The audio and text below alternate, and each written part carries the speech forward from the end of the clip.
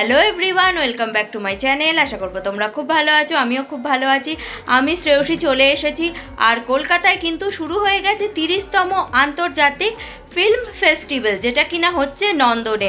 আমি আজকে সেখানেই চলে যাব আর পুরো ভিডিওর মাধ্যমে তোমাদের সামনে তুলে ধরবো, তাই ভিডিওটা স্কিপ না করে দেখতে থাকো। আর যারা আমার চ্যানেলে নতুন তারা সাবস্ক্রাইব করে দাও। বন্ধুরা, এই মুহূর্তে আমি চলে এসেছি নন্দনে। আর নন্দনেই কিন্তু শুরু হয়ে গেছে 30তম বর্ষের কলকাতা ইন্টারন্যাশনাল ফিল্ম ফেস্টিভ্যাল, যেটা শুরু হয়েছে 4 তারিখ থেকে এবং চলবে কিন্তু 11ই ডিসেম্বর পর্যন্ত। বাঙালিদের প্রিয় নন্দন সেজে উঠেছে নতুন সাজে। এছাড়াও তোমরা এখানে আলোর বিভিন্ন রকম কাজ নিশ্চয়ই দেখতে পাচ্ছ। এছাড়াও ক্যামেরা থেকে শুরু করে সিনেমা বানানোর বিভিন্ন সরঞ্জাম দিয়ে কিন্তু পুরো নন্দন চত্বর সেজে উঠেছে। আজকে কিন্তু সিনে আড্ডায় আড্ডা দিতে চলে এসেছিলেন বিশ্বনাথ বসু, বিশ্বজিৎ চক্রবর্তী, রজতাভ দত্তর মতো একঝাঁক তারকারা। আর এইসবের সঞ্চালনায় ছিলেন কিন্তু অনিন্দ্য চট্টোপাধ্যায়। এই জায়গাটাও কিন্তু দেখো খুব সুন্দর করে আলপনা দিয়ে সাজানো হয়েছে। এখানে কিন্তু ফটোজোন করা হয়েছে আর সেটাকেও খুব সুন্দর করে কিন্তু সাজানো হয়েছে। বাংলার জানলায় বিশ্বের ছবি, এইখানে কিন্তু জানলার মতো ডিজাইন করে ছবির যে পোস্টার সেগুলোকে খুব সুন্দর করে সাজানো হয়েছে। একদম ওইদিকে কিন্তু রয়েছে হীরক রাজার দেশের পোস্টার, তোমরা দেখতেই পাচ্ছ। সৌমিত্র চট্টোপাধ্যায় রয়েছেন, মাঝখানে রয়েছে অস্কার পাওয়া ছবি জোকারের পোস্টার, আর ঠিক এই দিকেই রয়েছে কিন্তু কাবুলিওয়ালার পোস্টার। তপন সিনহা মহাশয়ের 100তম বর্ষ উপলক্ষে ওনাকে ডেডিকেট করা হয়েছে। তপন সিনহা পরিচালিত সিনেমার পোস্টারগুলো কিন্তু এখানে লাগানো হয়েছে। 14ই এপ্রিল 1970 সালে মুক্তি পেয়েছিল সগিনা মাহাতো। অভিনয় দিলীপ কুমার, সায়রা বানু, আর পরিচালনায় তপন সিনহা। 25শে জুন 1967 সালে মুক্তি পেয়েছিল হাটে বাজারে। অভিনয়ে ছিলেন অশোক কুমার আর বৈজয়ন্তীমালা। 9 সেপ্টেম্বর 1965 সালে মুক্তি পেয়েছিল পার্থ মুখার্জি অভিনীত অতিথি। 8ই জুন 1961 সালে মুক্তি পেয়েছিল উত্তম কুমার, সৌমিত্র চট্টোপাধ্যায় আর সন্ধ্যা মুখোপাধ্যায় অভিনীত ঝিন্দের বন্দি, যা আজও মানুষের মন কাড়ে। ওনার ব্যবহৃত জিনিসপত্র এখানে কিন্তু যত্ন করে রাখা রয়েছে। তোমরা দেখো, পেন থেকে শুরু করে উনি যেই জামা পরতেন সেই জামা, এমনকি উনি যেই বই পড়তেন সেই বইও কিন্তু এখানে রাখা রয়েছে।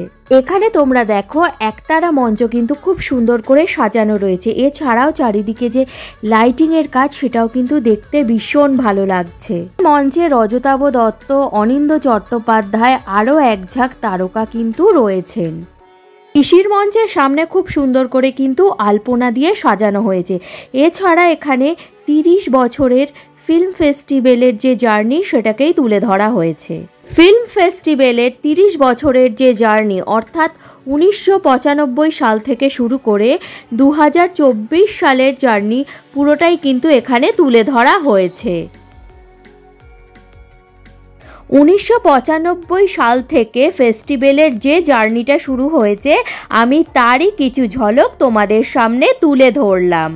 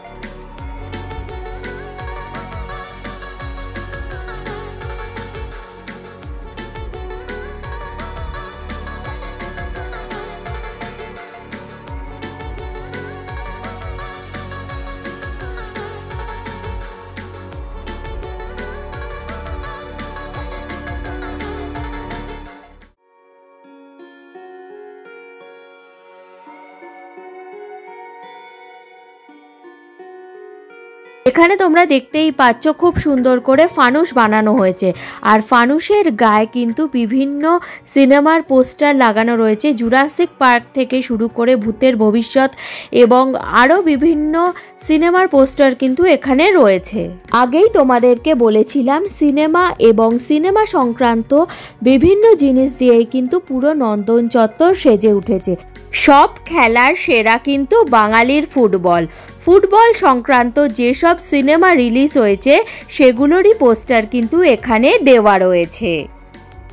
তোমরা এখানে দেখো বাংলার ডেয়ারি, তারপর হরিণঘাটার স্টলও কিন্তু বসেছে, তোমরা এখান থেকে খাবার কিনেও খেতে পারো। এছাড়া বইয়ের স্টলও রয়েছে, এখান থেকে চাইলে তোমরা বইও কিনতে পারো।